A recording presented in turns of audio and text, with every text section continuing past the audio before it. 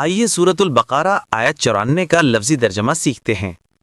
آیت قُلْ إِن كَانَتْ لَكُمُ الدَّارُ الْآخِرَةُ عِندَ اللَّهِ خَالِصَةً مِّن دُونِ النَّاسِ فَتَمَنَّوُا الْمَوْتَ إِن كُنتُمْ صَادِقِينَ۔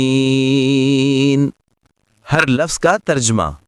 قل کہہ دیجئے، ان اگر، کانت ہے، لکمو تمہارے لیے، الدارو گھر، ٹھکانہ، الآخرتو آخرت، عند اللہ اللہ کے پاس، خالصتاً خاص، خالص، من دون الناس سب لوگوں کے علاوہ، فتمنوا تو تم آرزو کرو، تمنا کرو، الموتا موت کی، ان اگر، کنتم تم ہو، صادقین سچے، حقیقت پر قائم۔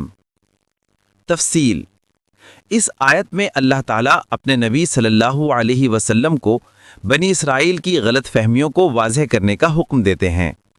قل کہہ دیجئے، یعنی اے نبی صلی اللہ علیہ وسلم ان کو کھل کر بتا دیجئے، کوئی بات چھپانی نہیں۔ ان کانت لکم الدار الآخرۃ عند اللہ، اگر واقعی تم سمجھتے ہو کہ آخرت کا گھر یعنی جنت صرف تمہارے لیے مخصوص ہے، عند اللہ خالصۃ من دون الناس، وہ بھی اللہ کے پاس اور صرف تمہاری قوم کے لیے خالص ہے۔ یہ اس غرور کا جواب ہے جو بنی اسرائیل کو تھا۔ وہ کہتے تھے کہ جنت صرف ہماری ہے، ہم اللہ کے چنے ہوئے لوگ ہیں، ہم ضرور نجات پائیں گے۔ اللہ تعالیٰ نے اس دعوے کو چیلنج کیا۔ من دون الناس، سب انسانوں کو چھوڑ کر صرف تم، یعنی باقی دنیا جہنم کے لیے ہے اور جنت صرف تمہاری؟ اگر یہ دعویٰ سچا ہے تو پھر آگے اللہ تعالیٰ دلیل قائم کرتے ہیں۔